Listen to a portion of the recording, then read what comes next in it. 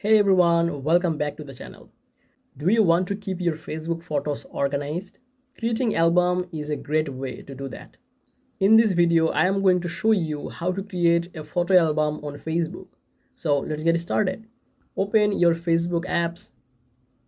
Now tap on your profile picture. Then scroll down a little bit and tap on these photos. After that, from here, just scroll. Then you can see there is an option album. Tap on this. Now you can see there is an option create album. Tap on that. Name your album